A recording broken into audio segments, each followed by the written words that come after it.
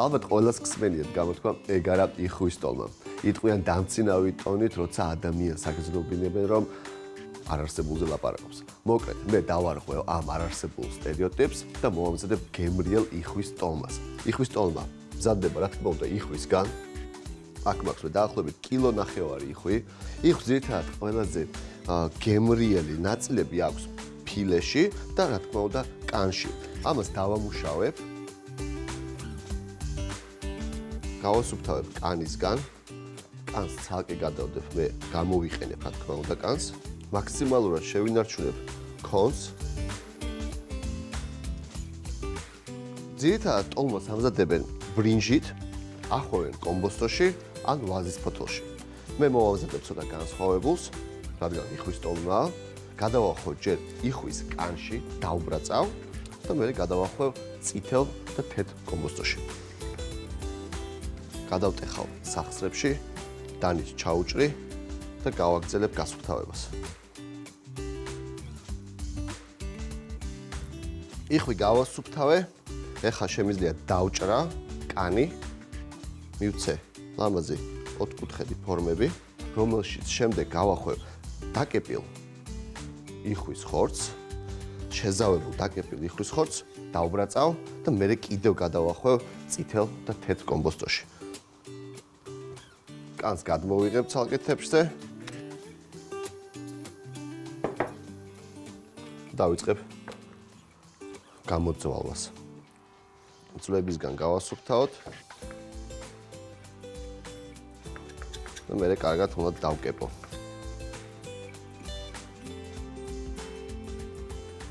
იხვის ხორცი კარგად გამოვძვალე, ეხლა უკვე დრო დავკეპავ. დასაკეპად ჩვეულებრივად როგორც ჩვენი კუბდარი იკეპება. იგივენად ხახვი, ცოტა ნიორი და ძალიან წვრილად უნდა დავჭრა.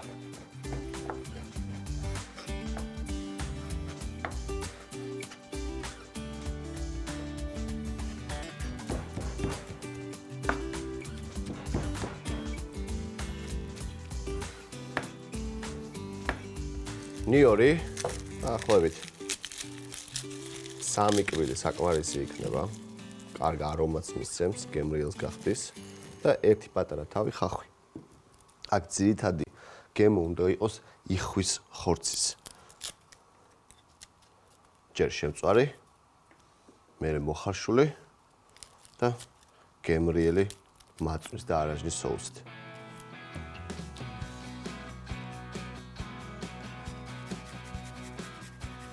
წყალი დუხს, ეს წყალი მჭირდება მე კომბოსტოს ფურცლების მოსათუთქად. გამოვიყენებ წითელ კომბოსტოს და ასევე თეთრ კომბოსტოს. ნიორი 3 კვილი აბსოლუტურად საკმარისია, ერთი პატარა თავი ხახვი.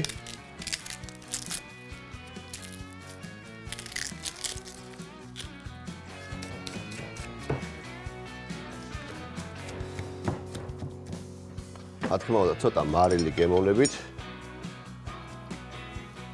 წითელი ციცაკა. ძალიან გემრიელი იხვის ტოლმა გამოვა. და კიდევ გავაგრძელებ კეპვას.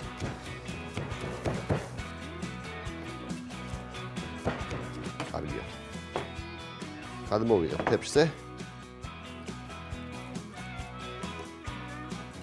დროა უკვე მოვთუთქო წითელი და თეთრი კომბოსტო. აქ მაქვს მე წითელი კომბოსტო და თეთრი კომბოსტო. ბევრი ფურცელი არ დამჭირდება.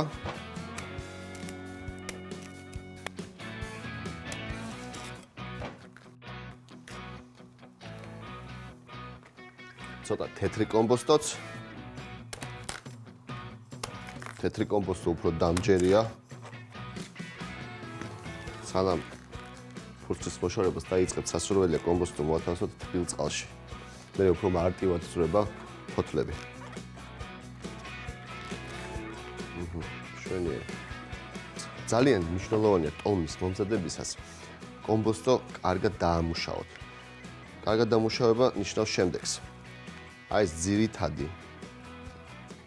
ძარღვი რაც მოდის, ეს უნდა მოვაჭრათ. მოთითქვისას რბილი ხდება და თანაბრად არის. აი ეს ძალიან მარტივად. ზედმეტები არ მჭირდება. მოვაჭრი, როგორც თეთრს, ისევე წითელ კომბოსტოს.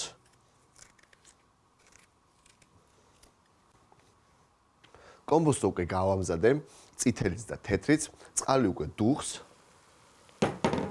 ღრმათებს მოვათავსებ, რადგან თუ ჩავდე მე პირდაპირ ფოთლები, მიიწვავს, დაწვავს თელ ჩემ კომბოსტოს. წითელ კომბოსტოს უფრო დიდი ხანი სჭირდება ვიდრე თეთრს, ამიტომ წითელს პირველს ჩაუშვებ და შემდეგ თეთრს. დავახურა რომ უფრო მალე მომზადდეს. სანამ კომბოსტო მოითუთქება, მე გადავახვევ იხუს თავისივე კანში.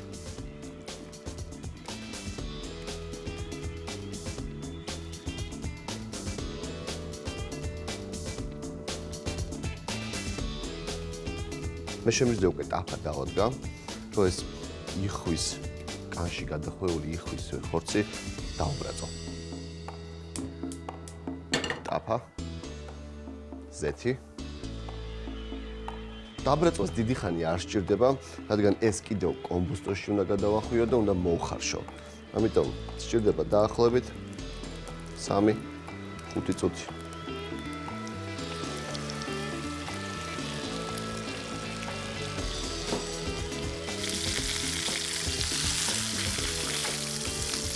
კანი ყველა მხრიდან უნდა დავბრაწოთ, თუ კანიდან გადაიშალა ეს არ არის პრობლემა. ჩვენ კიდევ უნდა გადავახვიოთ წითელ და თეთრ კომბოსტოში და მერე მოვხარშოთ ტომატის სოუსში.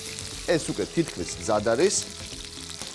კომბოსტო მზად არის, შემიძლია გამოვთო და ამოვიღო. გავაციო რომ მარტივად გადავახვიოთ. თეთრი კომბოსტო, წითელი კომბოსტო, ამას დაველოდები რომ გაგრილდეს, დროს არ დავკარგავ და მოვამზადებ ტოლმის სოუსს. ტოლმის სოუსის სჭირდება არაჟანი, ცოტა მაწონი, რა თქმა უნდა, პიტნა, იხვის ხორცს ძალიან უხდება პიტნა. არაჟანი 2 სუფრის ყავზი, მაწონი 2 სუფრის ყავზი ასევე, პიტნა. ტოლმას ძალიან უხდება მაწონის სოუსი, ამას აზერბაიჯანელებიც ამზადებენ, სომხებიც. ჩვენ ვამზადებთ პიტნით. უფრო არომატულია, უფრო გემრიელია და ძალიან უხდება იხვის ხორცი. მოკლედ, 2 კოვზი არაჟანი, 2 კოვზი მაწონი, ცოტა ოდენი ახალი პიტნა. ამაურევ და გავაჩერებ. კომბოსტო გაგრილდა, ეგრევე ტაფიდანვე ავიღებ იხვის კანში გადახვეულ იხვის ხორცს. ცოტა წინ დავდებ, უფრო მარტივად რომ იყოს გადასახვევი. პირველი ნაბიჯი. შემდეგ ჩაუკეცავ. გავშლი. გადავახვევ. ზედმეტი არ მჭირდება, შემიძლია მოვაჭრა. პირველი იხვის ტოლვა მზად არის. გავაგრძელებ. 1 წითელი, 1 თეთრი და ასე შემდეგ.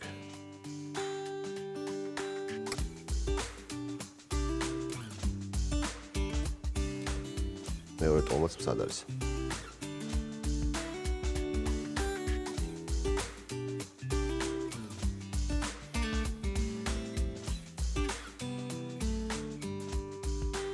იხვის შევახვიე უკვე კომბოსტოს ფოთლებში. დროა უკვე მოვათავსოთ ქოთანში. ჩავალაგებ.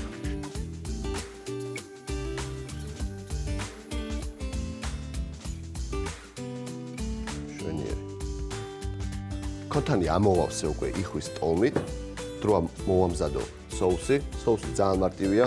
ტომატის პასტა, წყალი, ცოტათი დაფნის ფოთოლი, ოხრახუში. ჭირდება ჯამი, 1 კარგი სუფრის კოვზი, ტომატის პასტა, წყალი.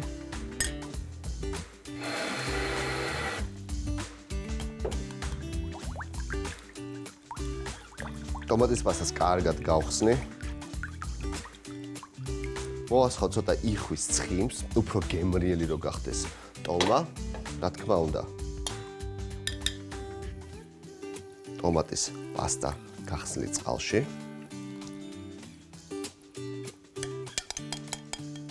ერთი დაფნის ფოთოლი. ზემოდან დავადებ ოხრახუშის ღეროებს, ძალიან გემრიელ არომატს მისცემს.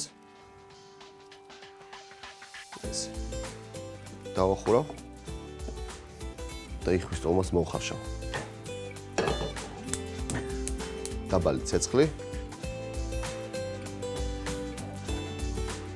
როგორც კი პომიდორის წვენი წამოდუღდება, იხვის ტომა მზად იქნება.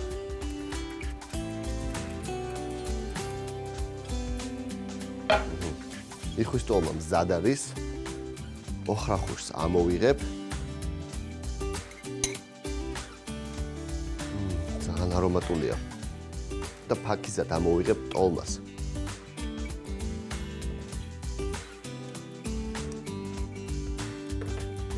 მოვასხავ თავისივე წვენს, რა თქმა უნდა.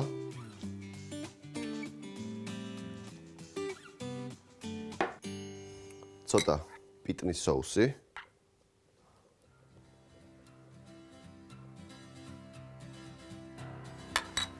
ძალიან მაინტერესებს ამის გამო უნდა გავსინჯო.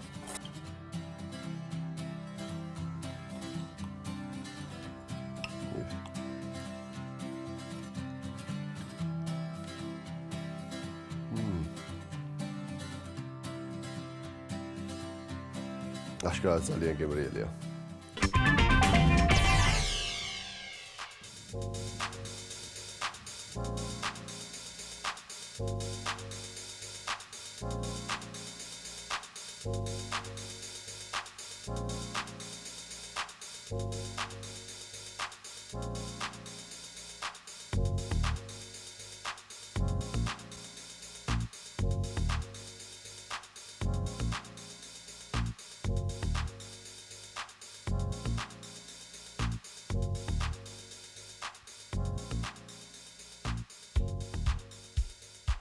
ჩიტის რძე, ის რაც ბუნებაში არ არსებობს.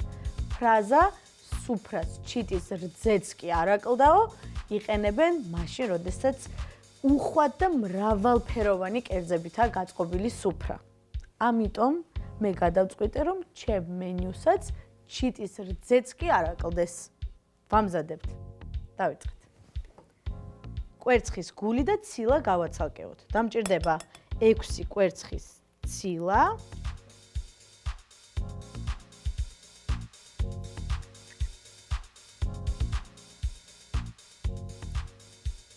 ცილა ცოტა ხანი არ დაგჭირდება, კვერცხის გულებს ვურევთ 150 გრამ შაქარს.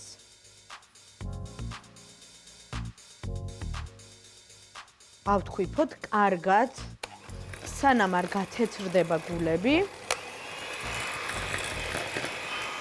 ანუ ვამზადებთ გოგლი-მოგლს.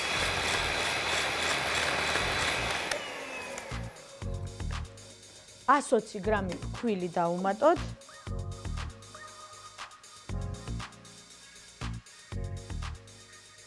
როგორც თქვი, ცოტათი უხეში ბისკვიტი გამოვა, ხრაშუნა და სოდა ჩაის ყოვზის მესამედი.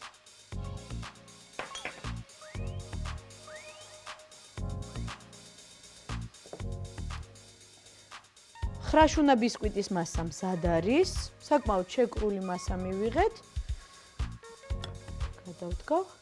აქ მაქვს გამოსაცხობი ფორმა, გამოსაცხობი ქაღალდიც. გადავიტანოთ მასა. ბოლომდე კარგად და გადავანაწილოთ მასა ფორმაში. როგორც თქვი, ეს ბისკვიტის ფირფიტა უნდა იყოს საკმაოდ დაბალი.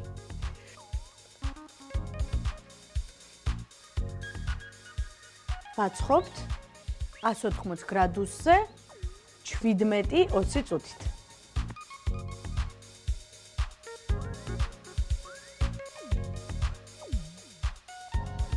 სანამ ცხება ბისკვიტი, ჩავყაროთ ჟელატინი 20 გრამი და დავასხათ წყალი 100 მილილიტრი. დავალბოთ ჟელატინი და დავტოვოთ ოთახის ტემპერატურაზე. ვიწყებთ ჩიტის რძის ბეზეს მომზადებას. პირველ რიგში ავთქვიფოთ კარაქი. აქ მაქვს 120 გრამი კარაქი, ოთახის ტემპერატურის, ისე რომ კარგად გაითხვიფოს. თქვიფავთ იქამდე, სანამ თეთრი არ გახდება. და არ ვჩერდებით თქვეფის დროს, ვუმატებთ 150 მილილიტრ შედედებულ რძეს.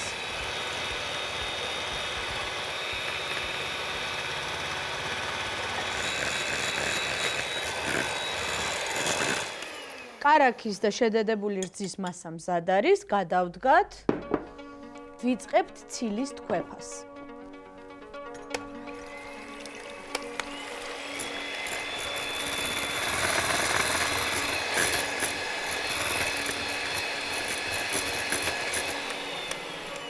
ცილა კარგად ამოვიყვანეთ, დროებით დავტოვოთ და დავადგათ ცეცხლზე ჟელატინი და შაქარი. ისე რომ სიროფად ვაქციოთ.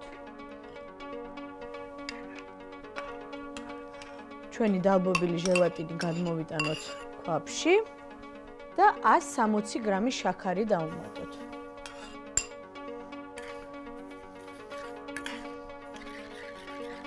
მოურიოთ, სანამ არ გალღვება შაქარი.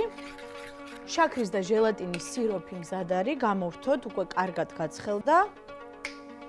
დავუმატოთ ნახევარი ლიმონის წვენი. შეგიძლიათ გამოიყენოთ ასევე ლიმნის მჟავა. ეს უფრო შეკრავს და უფრო პრიალას გახდის მასას.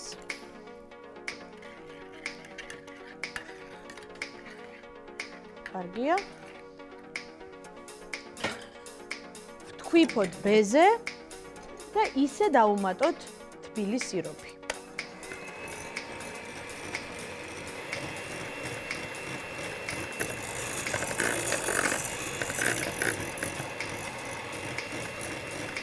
კარგად გავთქვიფოთ, ისე რომ ისევ შეიკრას მასა. აი ნახეთ როგორ პრიალებს უკვე ეს შაქარი. შაქარი როგორც დაემატა, მასა გახდა პრიალა.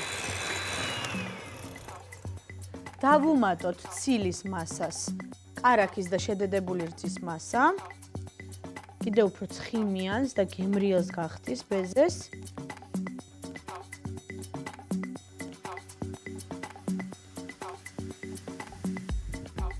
გავთქვიფოთ სწრაფად, ისე რომ არ ჩაგვევარდეს ცილა.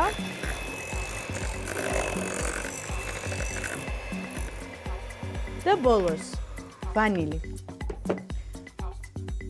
აქ მაქვს ვანილის ესენცია. ძირითადად ჩვენი მშობლები ალბათ უფრო ვანილის ფხვნილს ხმარობდნენ, მაგრამ ვფიქრობ, რომ ეს უფრო არომატული იქნება.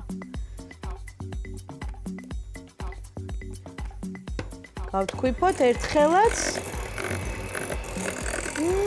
რა კარგი არომატი აქვს. ჩიტის რძის ბეზე მზად არის. ბისკვიტის გამოცხვა გამოვიღოთ უმელიდან.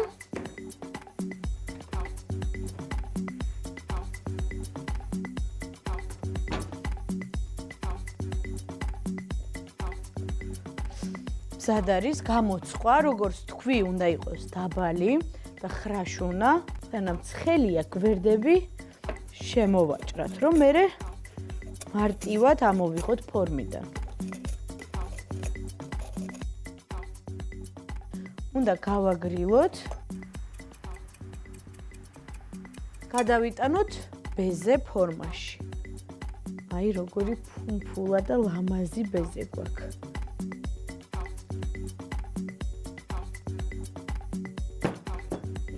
გავასწოროთ ზედაპირი.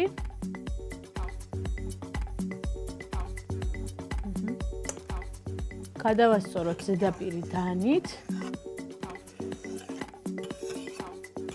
თანაბრად შევავსეთ ფორმა და ეხლა შევდგათ მაცივარში 2 საათით.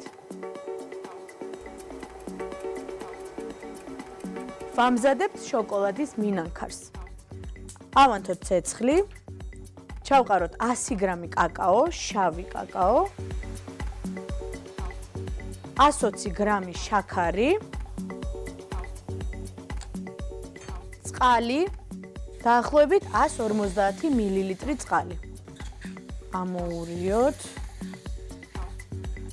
დავუმატოთ 70 გრამი კარაქი, რომ უფრო პრიალა იყოს.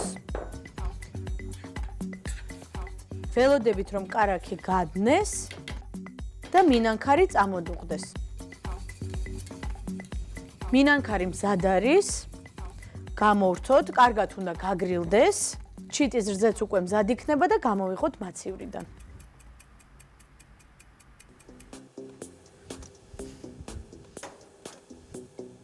გადმოვიტანოთ დაფაზე და მოვასხათ მინანქარი.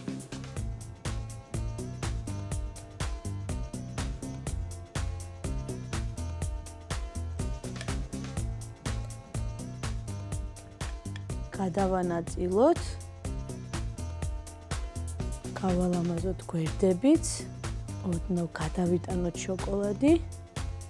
გავჭრათ.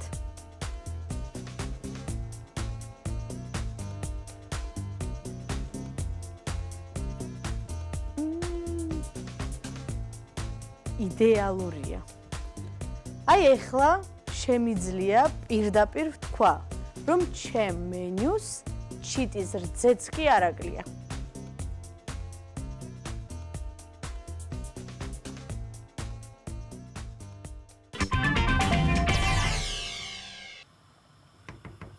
შიო.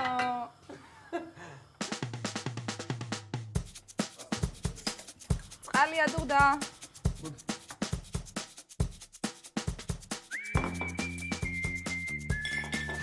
ჩემი ინსპირაცია არის ქეთი. იმიტომ რომ ქეთი რო გავიცანი, აღმოაჩინე რომ კულინარიასთან მქონდა ძალიან ისეთი კავშირი. მჭიდრო და მჭიდრო, იმიტომ რომ სულ ხიბლავდა რომ მოდი ხა სპაგეტს გავიკეთებ. მოდი იმას გავიკეთებ, მოდი ამას გავიკეთებ და იმდენად საინტერესო ხდებოდა ეს ყველაფერი, რომ მეც გამიჩნდა ინტერესი. მოდი არ დავამოთ პირველი გავსინჯე ჩახოხბილი. და მაშინ მივხვდი რომ მაქამდე სიცრუეში მიცხოვრია. ვარ ჯეიმი ოლივერის სექტის წევრები, იმიტომ რომ ადამიანი, რომელიც აი საოცარი ნიჭით გამოირჩევა, აქვს არაჩვეულებრივი პროექტები. უნდა დავუძღვეს, რომ ჯეიმი ოლივერი არის ბრიტანელი შებზარეული, რომელიც ანუ გარდა იმისა, რომ შებზარეული არის საზოგადო მოღვაწე. Food Revolution ეს არის კვების რევოლუცია, რომელიც ჯეიმი ოლივერმა ძალიან აქტიურად წამოიწყო. ჩვენ ჩავერთეთ ამ პროექტში. Hello to all of my budding chefs. ჩვენ გადავწყვიტეთ, რომ ყველაზე მარტივი გზა იყო ვიდეოს გადაღება. ეს დავიწყეთ ვიდეოს გადაღებებით და ვცდილობთ მაქსიმალურად სახალისოდ წარმოვაჩინოთ საჭმლის კეთება. ჩვენი პირველი როლიკიც შეფუთურია.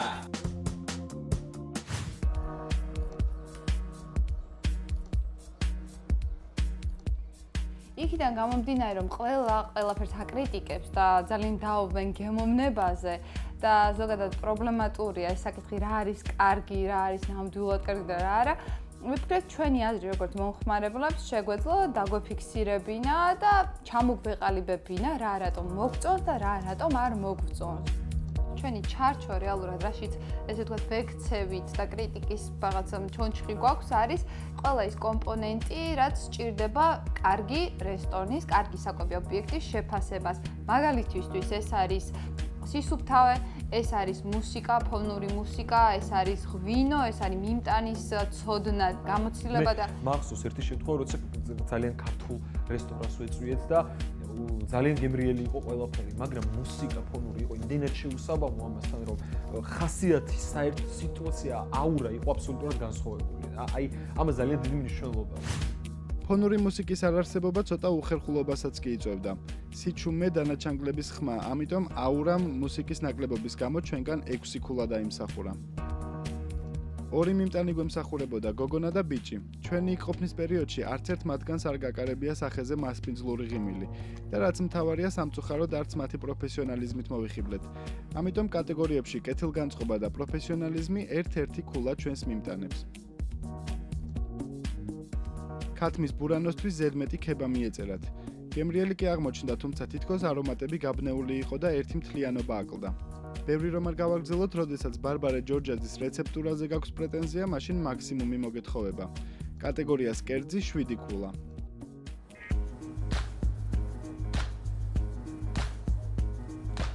მიმწოდებლები ამ სერვისის ვინც არიან, იცი როგორ უნდა გაითავისონ ის, რომ ალბათ კრიტიკა და შეფასება მათსავე გაჯანსაღებას ემსახურება და არა ვთქვათ, ანუ ეს არ არის ცუდი ტონი, ეს კარგი ტონია, ანუ ეს უნდა ემსახურებოდეს და ეს უნდა თამაშობდეს როლს მათ გაუმჯობესებაში.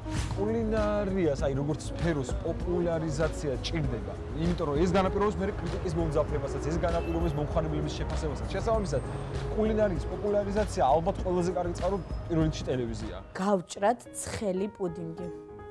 უცხო თვალით რომ შევხედოთ ამ სიტუაციას, ვიტყოდით რომ მაყურებლის თვალით გურმანი არის ერთ-ერთი საჭირო გადაცემა ყოველს ოჯახში. კი, ეს როგორც მაყურებელი და როგორც შემფასებლებიც ამ სიტყვის ასე ვთქვათ, პირდაპირ და განტანით მნიშვნელობით შეიძლება ითქვას, რომ ეს ის ორი ადამიანია, რომელთა რეცეპტების ნდობაც თავისუფლად შეიძლება ალბათ მარტივი შეფასება ეს შეიძლება იყოს.